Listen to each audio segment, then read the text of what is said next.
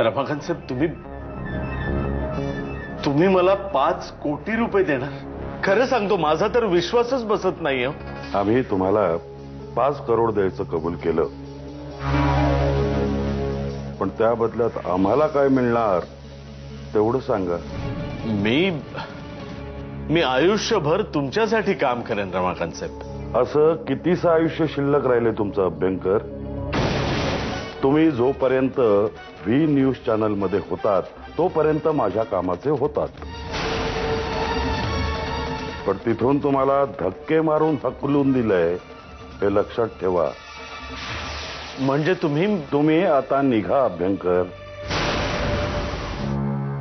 मी काय म्हणते, तुम्ही अजूनही विचार करा. माझे बाबा तुम्हाला राजकारणात खासदारकी मिळवून देतायत ना, मग कशाला नकार देताय?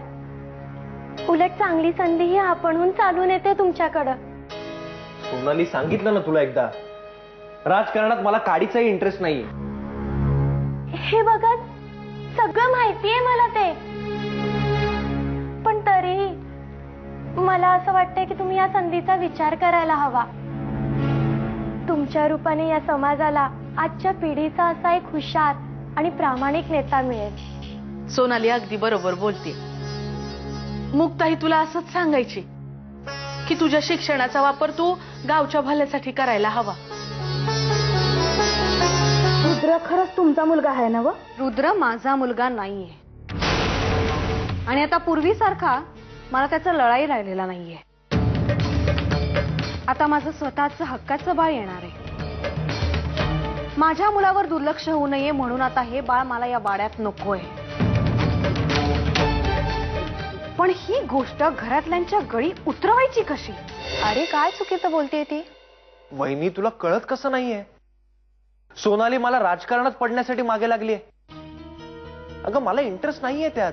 एक चांगला राजकारणी बनण्यासाठी आवश्यक असणारे सगळे गुण आहेत तुझ्याकडे, म्हणून सांगते, सोनालीने तुझ्या पुढे ठेवलेल्या प्रस्तावाचा नीट विचार करावास. मला तरी नकोच वाटतंय काय सगळं. आत्ताच निर्णय सांगायची घाई नाहीये ना, मग चांगले 2 दिवस घे, नीट विचार कर. मम्मा, आपल्या चॅनलची अवस्था फार चांगली नाहीये. जाहिरातदाराने हात आखडते घेतल्यामुळे चॅनलसाठी लागणारे एकरकमी पैसेही आपल्याकडे नाहीयेत. कुठून उभा करायचा इतका फंड? या परिस्थितीतून आपल्याला फक्त रमाकांत प्रभूच बाहेर काढू शकतो, कारण अभ्यंकर काय चीज आहे हे फक्त रमाकांत प्रभूच जाणतो. तू बघत राहा मी काय करतो ते. रेवती असं सांगत होती की आपल्या चॅनलची स्थिती फारशी चांगली नाहीये, आणि ती सुधारण्यासाठी लागणारी आर्थिक कुवत सध्या आपली नाहीये. पण मम्मा, आता अशा परिस्थितीत आपण काय करायचं?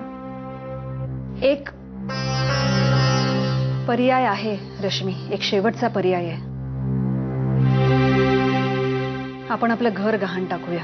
मम्मा, अगं, दुसरा पर्याय दिसत नाहीये मला.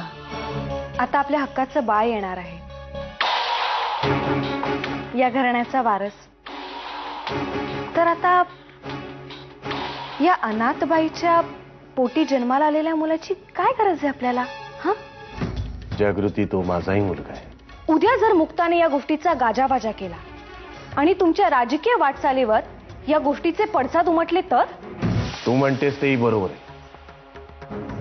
ऐन इलेक्शनच्या वेळी जर त्या मुक्ताने जाहीरपणे काही गडबड केली तर हातातोंडाशी आलेली खासदारकी जायची.